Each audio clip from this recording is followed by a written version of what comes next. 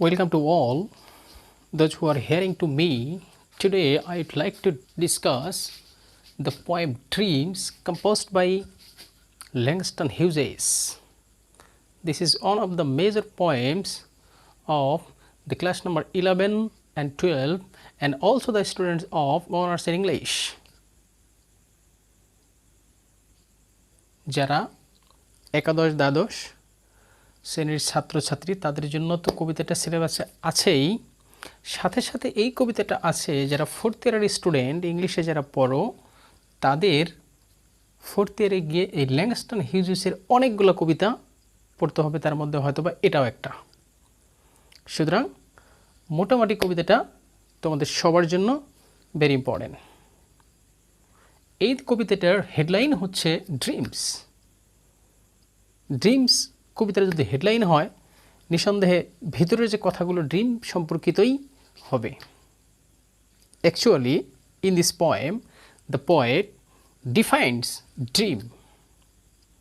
What the relation between man and dream, মানুষের সাথে ড্রিমের কী সম্পর্ক সেটাই এই কবিতার মধ্যে ল্যাংস্টন হিউজেস দেখিয়েছেন। আমি তোমাদেরকে এই কবিতাটা first of all I would like to disclose the meaning of the poem. প্রথমে কবিতার অর্থটা আমরা একটু শিখব, কি বলছে ভিতরে সেটা আমরা জানব। And secondly I will try my best to make the theme of the poem for you. So প্রথমে আমরা কবিতাটার দেখব ভিতরটাতে কবিতাটার মধ্যে কবি কি বলছেন। আমরা লাইন টু লাইন একটু দেখব, অল্প কয়েকটা লাইন, জাস্ট 8টা লাইন। এই 8টা লাইন পড়তে খুব বেশি টাইম লাগবে না, একটু মনোযোগ সহকারে যদি তোমরা দেখো তাহলে অল্প সময়ের মধ্যে খুব সহজে আমি কবিতাটা তোমাদেরকে বোঝানোর চেষ্টা করব। প্রথম লাইন হচ্ছে হোল্ড ফাস্ট টু ড্রিমস, স্বপ্নকে আঁকড়ে ধরো। প্রথম লাইন কি? হোল্ড ফাস্ট টু ড্রিমস, স্বপ্নকে আঁকড়ে ধরো। হোল্ড শব্দটা তো আঁকড়ে ধরা। পরের লাইন বলছে ফর ইফ ড্রিমস ডাই, যদি স্বপ্ন মরে যায়, life is a broken wing bird that cannot fly, তাহলে জীবনটা কি হবে? জীবনটা হবে ডানা ভাঙ্গা পাখির মতো, যেটা আকাশে উঠতে পারে না। কোনো পাখির যদি ডানা না থাকে নো ডাউটলি সে আকাশে উঠতে পারবে না। তেমনি কবি বলছে কোনো মানুষের জীবনে যদি স্বপ্ন না থাকে তাহলে সে কখনো সামনের দিকে এগুতে পারবে না। Without dream you cannot go forward, স্বপ্ন ছাড়া তুমি সামনের দিকে এগুতে পারবে না। তারপরের লাইনে বলছে হোল্ড ফাস্ট টু ড্রিম, তারপরের লাইনে বলছে হোল্ড ফাস্ট টু ড্রিম। দেখো 8 লাইনের কবিতার মধ্যে হোল্ড ফাস্ট টু ড্রিম কথাটা আছে 2বার, ভেরি ইম্পর্টেন্ট লাইন। মানে স্বপ্নকে ধরতেই বলছে, শক্ত করে স্বপ্নকে ধরতে বলছে, আঁকড়ে ধরতে বলছে। ফর হোয়েন ড্রিমস গো, যদি স্বপ্ন চলে যায়, মিন্স স্বপ্ন যদি তোমার জীবন থেকে শেষ হয়ে যায় তাহলে কি হবে? Life is a barren field frozen with snow. অর্থটা হলো যদি আমাদের জীবন থেকে স্বপ্ন চলে যায় তাহলে আমাদের জীবনটা হবে অনুর্বর ভূমির মতো, বরফে আচ্ছাদিত অনুর্বর ভূমির মতো, বরফে আচ্ছাদিত অনুর্বর ভূমির মতো। অনুর্বর ভূমি থেকে, that is to say the land that is quietly barren, from which we cannot expect any production.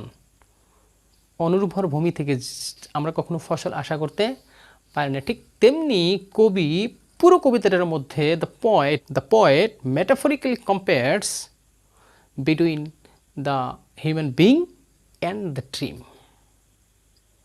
Dream is quietly inevitable part of our life. স্বপ্ন আমাদের জীবনের একটা অবিচ্ছেদ্য অংশ। কিন্তু স্বপ্ন কি? What is dream? ড্রিমটা কি? Dream is not what the people see during sleep, rather dream is what does not make you sleep. স্বপ্ন ওটা নয় যেটা তুমি ঘুমিয়ে দেখো, বরং স্বপ্ন হলো সেটা যেটা তোমাকে ঘুমাতে দেয় না।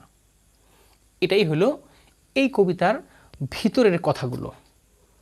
Now I would like to write the main theme of the poem for you. ল্যাঙ্গুয়েজে আমার মতো করে লিখে তোমাদের সামনে উপস্থাপন করলাম। এখন আমি যে কাজটা করব, আমি কি লিখলাম এই কবিতা অনুযায়ী সেটা একটু তোমাদেরকে বুঝিয়ে দেওয়ার চেষ্টা করব। আমি কি লিখছি? According to Hughes view, dream is not what people see during sleep, rather dream is what doesn't make him sleep. এখানে এম হবে, এখানে যেটা বলছি যে হিউজেসের মতে ড্রিম সেটা নয় যেটা তুমি ঘুমিয়ে দেখো, বরং ড্রিম সেটা যেটা তোমাকে ঘুমোতে দেয় না।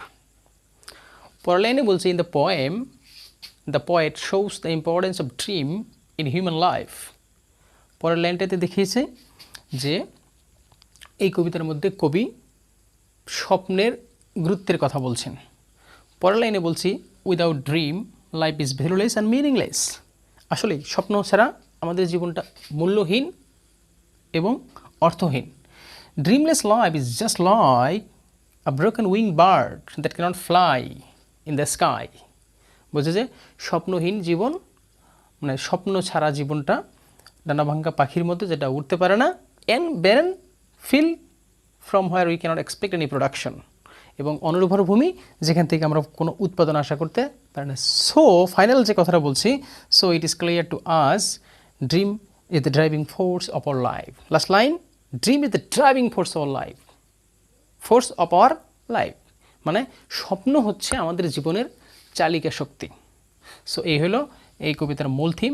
আমি আশা করি আমি অর্থ থিম দুটোই তোমাদের জন্য লিখে দিলাম। আল্লাহ, যদি তোমরা এই ক্লাসটা একটু মনোযোগ সহকারে পড়ে আমি যেভাবে বলে দিলাম, আমার মনে হয় না যে তোমাদের এরপরও আর কবিতাটা বোঝার জানার প্রয়োজন আছে। সুন্দর করে তোমরা উপকৃত হলেই I would be happy. Thank you so much. All the best.